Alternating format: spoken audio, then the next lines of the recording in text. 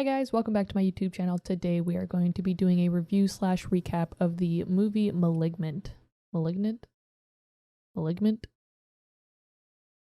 And I know I'm like over 2 years late. It came out in like September of 2021. However, my reasoning is that it got like really bad. Well, not bad. It got mixed reviews when it came out. People said that it was overly cheesy, but I finally decided to watch it today and I'm really glad I did. This movie is so over the top and silly that it kind of 180s back to being good. In 1993, at the Smithsonian Research Hospital, Dr. Florence Weaver is recording a video log regarding someone named Gabriel, and now he has become more unstable. Weaver is then alerted that Gabriel has broken free and is going on a rampage. Several hospital staff members are brutally killed by Gabriel in a locked room. When Weaver and her colleagues are able to enter, they find the corpses of the staff and then manage to grab and detain Gabriel. We see a pair of children's legs, but when Weaver addresses Gabriel, a glimpse is shown of a grotesque creature screeching at everyone. Gabriel also causes the lights to flicker and uses the radio to project his thoughts. Weaver then declares, "It's time to cut out the cancer."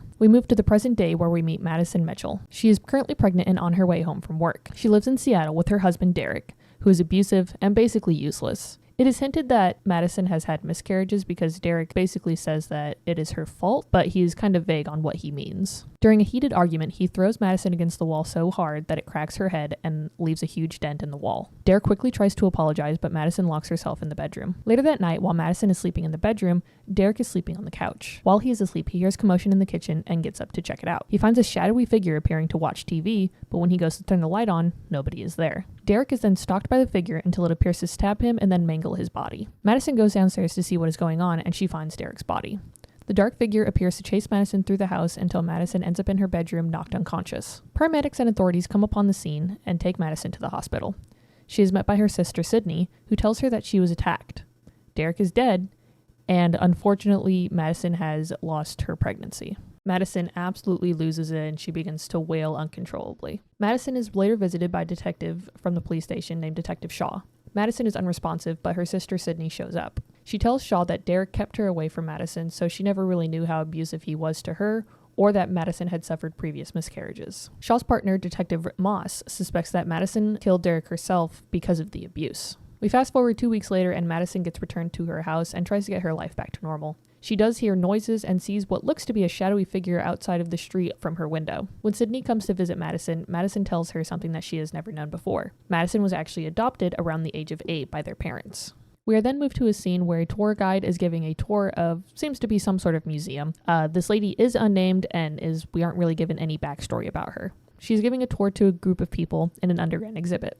When the group leaves, the woman is left alone and is stalked by the figure. He attacks her and later brings her to an attic where he keeps her tied up. Now, it is extremely vague who this woman is, what's going on in this scene, where they are. All we know is that this museum is somewhere in Seattle, which is the same city where Madison lives, but we don't know who this woman is. Well, we can figure out that what attacked her is the shadowy figure that is haunting Madison, but we have no more other information other than that.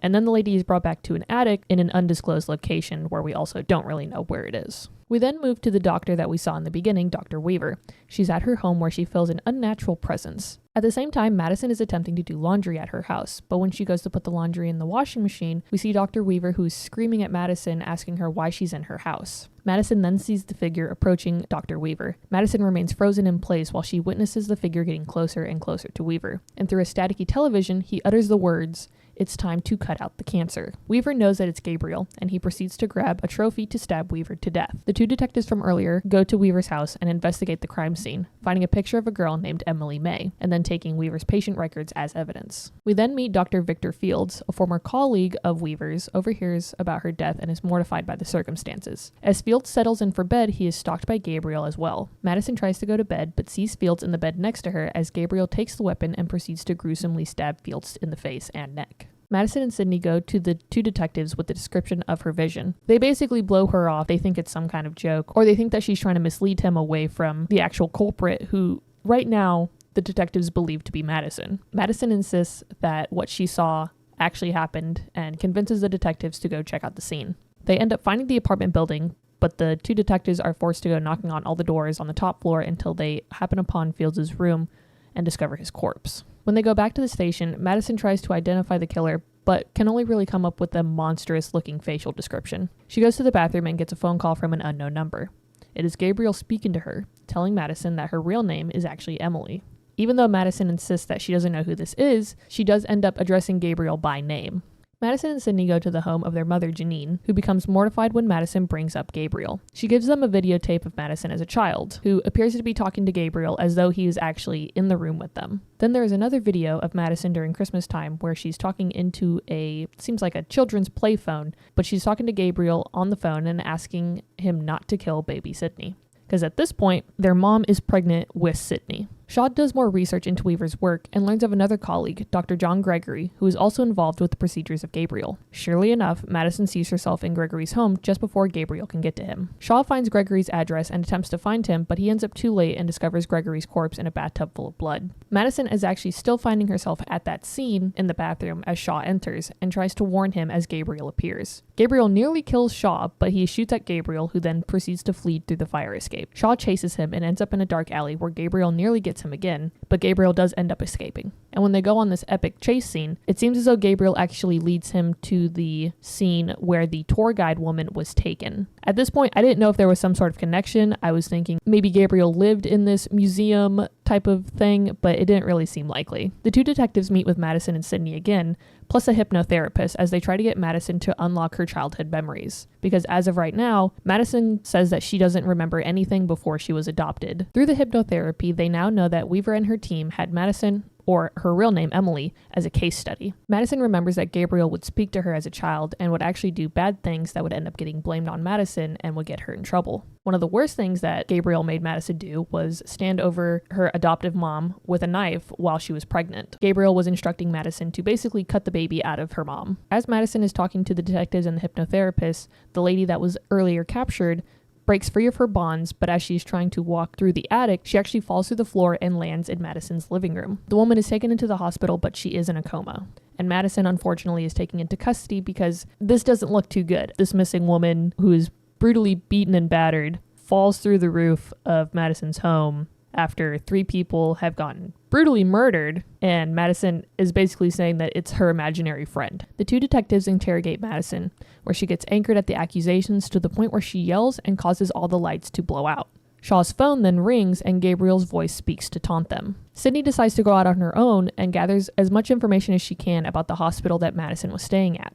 She manages to find the building, which has now been abandoned apparently since the 90s, and she breaks in and she's able to find tapes on Emily May. Sydney brings the tapes home to her mother, where she begins to watch them. They learn about Madison's biological mother, Serena May. We learn that Serena May actually did not die in childbirth like Sydney's mother was told. She had actually given up her children to the hospital because she was pregnant at 15, and Serena May's mother did not allow this. We then get another video log, and we see Dr. Weaver doing a test with Madison as she says that Gabriel speaks to her, and that the camera pans over to reveal the truth. Gabriel is actually a formerly conjoined parasitic twin akin to the teratoma tumor in the back of Madison's head. He kind of looks like a really grotesque version of what Voldemort looked like in the first Harry Potter film when he was like suction cupped onto the back of Quirrell's head. It looks really fucking gross, but he is basically attached to the back of Madison's body, conjoined at the head. Weaver and her team surgically remove Gabriel from her body, but fear that they actually might accidentally kill Madison because the two actually did share a brain. They took out only as much as they could while the rest of Gabriel remained dormant in her head. So basically they were able to cut out pretty much all of Gabriel, of what was like physically on her body, but because their brains were conjoined when they finished taking Gabriel like off of her, they pretty much just stuffed the remaining brains of Gabriel back into her head. The visions that Madison had seen were Gabriel actually projecting images into her mind that made her think that she was just living normally in her house, but in reality he was taking over her body and using it to carry out these murders. So in a way it was Madison, but she was not knowing, she had no idea. She was basically doormat, and she was experiencing these like living nightmares when these murders were happening. She was outside of her physical body. In the beginning, when Derek had smashed Madison's head into the wall, this is what brought Gabriel back out and explains why Madison always wakes up with her head bleeding after seeing what Gabriel had done. As this happens, Shaw learns that the captive tour guide is actually Serena May, Madison's mother. To During all of this, Madison is put in a prison cell with other women who quickly antagonize her for some reason, even though she's just being very quiet and like kept to herself. Like, she obviously is very distraught, but she's not doing anything. And I don't know why these women decided to just absolutely go into Madison like this. But basically, two of them begin to assault her. And this is when we get kind of like the big reveal: Madison fully transform into Gabriel. But Gabriel proceeds to take over, revealing his hideous face from the back of Madison's head.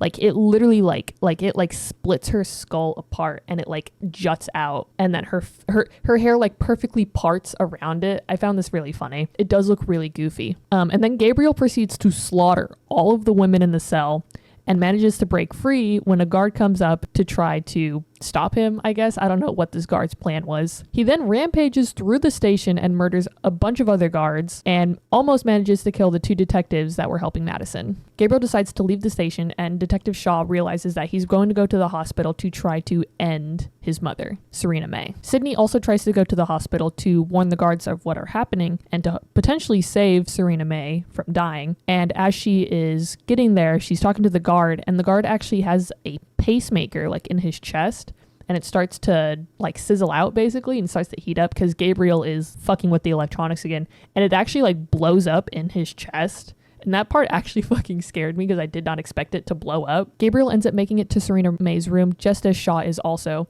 Gabriel then throws his little like sword thingy he made out of the doctor's trophy, hits Shaw square in the chest, which, by the way, we never know if Shaw's okay. I assume he dies. I honestly don't know. We don't end up finding out whether or not he lives. But all the while, Sydney is trying to stop Gabriel from killing Serena.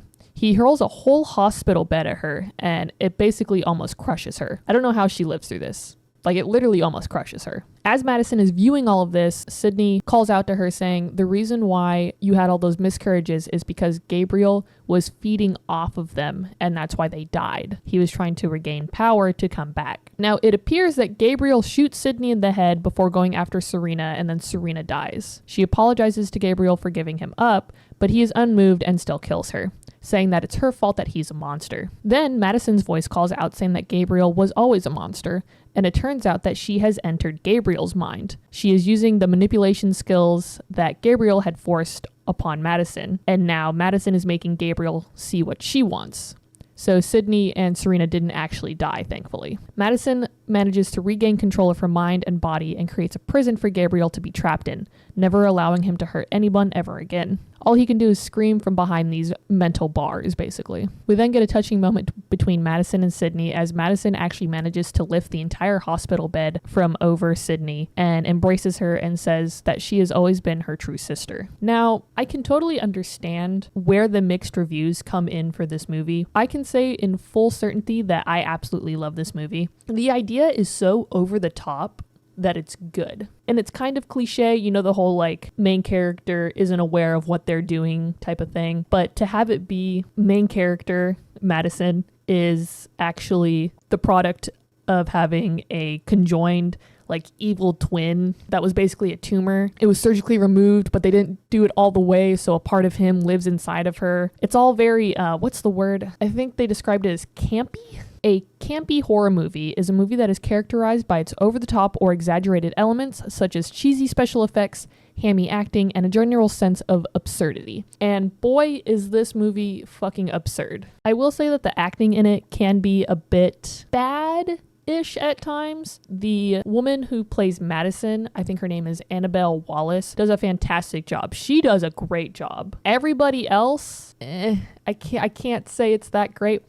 Also, except for the actress who depicts young Madison, McKenna Grace. She plays like younger versions of so many characters in so many different movies. It's absolutely hilarious. But this is definitely a movie I would recommend to other people. It's not bad, but at some points it's so bad that it reverts back to being good. I wouldn't say this is, you know, a fucking like masterpiece or anything, because it's definitely not. But it's so over the top and gory and cheesy that it flips back to being good. Thanks for watching, you guys. If you enjoyed this video, be sure to like, comment, and subscribe. If you have any recommendations for what you want me to review / watch / talk about, leave it in a comment down below. And I will see you guys next time. Bye!